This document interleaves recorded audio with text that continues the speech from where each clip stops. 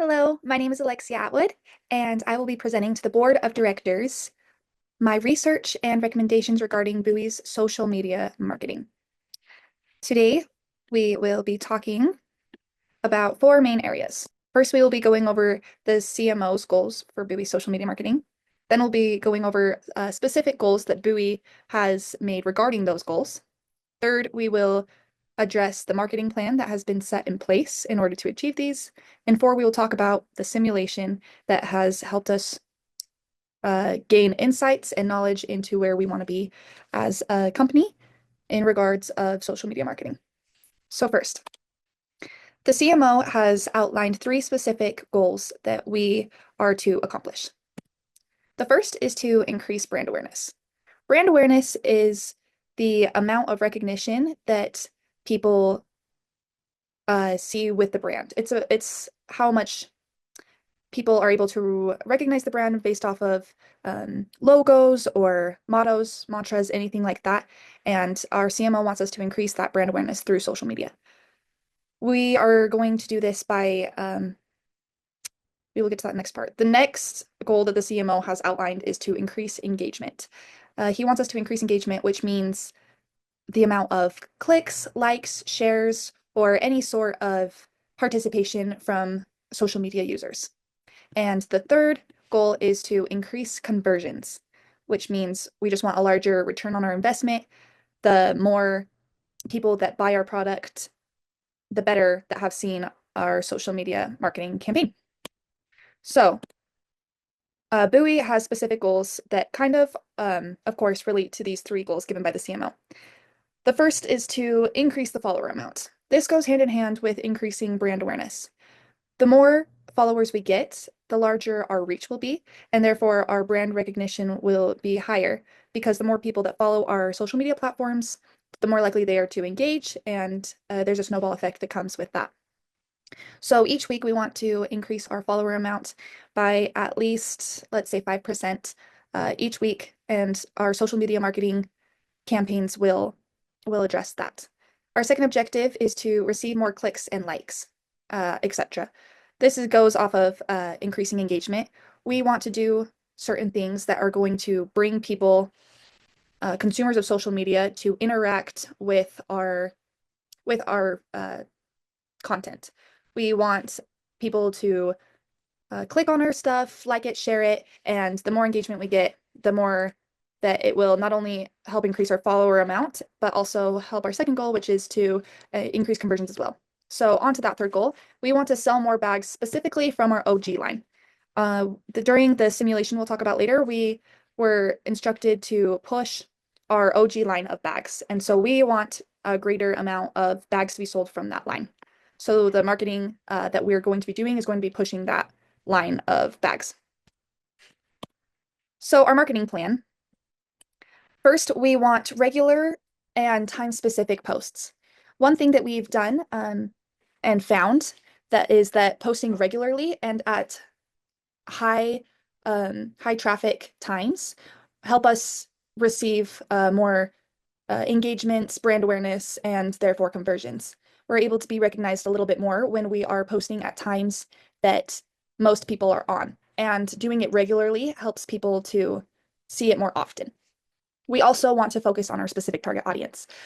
Our focused target audience are mainly younger people. We don't have a lot of marketing goals that are specific towards the older generation, more just the younger generation, which are people going to college, trying to get somewhere with their career, maybe have just had some young kids, etc. Focusing on this target audience is going to help us achieve our goals because we will get the best response from them. And the third part of our marketing goal is to make it personal. The more authentic and real that our posts and content are going to be, the better that our target audience reacts. If it feels kind of sterile and cold and stereotypical, they don't react as well, and therefore we aren't going to reach our goals. So making it personal and feeling authentic and real is going to help us achieve that. So our social media simulation, we gained a lot of really good insights through this. We learned about our strategy, our content, the different channels we need to use, what to do in crisis. We were able to see how much we can grow and how much money we're able to make. So the strategy was to, of course, reach our goals that we had set in place. The strategy was to analyze the data well, first we made initial posts and tried different things, but then we analyzed that data and went from there. So analyzing the data from the previous weeks that or different rounds that we did helped us see what was working, what wasn't. And so we were supposed to analyze that data and then keep trying different things while also sticking with what works. So that was our strategy. The different content brought in different results depending on the goal. So certain content that we were trying to put out may have increased engagements, but not necessarily brand awareness. Um, so it also depended on the different platforms. So some things reacted better on TikTok versus Facebook. The top 3 posts that brought in the most money on Instagram specifically all displayed being outside. So this was a very interesting thing that we found. Whether it was just the product outside or people outside, all three posts regarded outside in nature. So that was interesting to know. Um, the crisis that we dealt with, crises are inevitable in companies, but our social media was able to turn that around in ways that we wouldn't have been able to do otherwise, which was extremely helpful. Of course, we had to make institutional changes as well, but using social media for our PR from a PR standpoint was the catalyst in repairing the damage that was done. The different channels that we used were specifically Facebook, Instagram, and TikTok. We saw the largest amount of positive response from each of those 3 social media platforms. Those definitely elicited the best kind of growth for all 3 of our goals. And speaking of growth, we grew by a great deal during this simulation. We received nearly 94,000 additional followers and had 155, almost 156,000 engagements, which was absolutely awesome. We also received about $388,000 in revenue.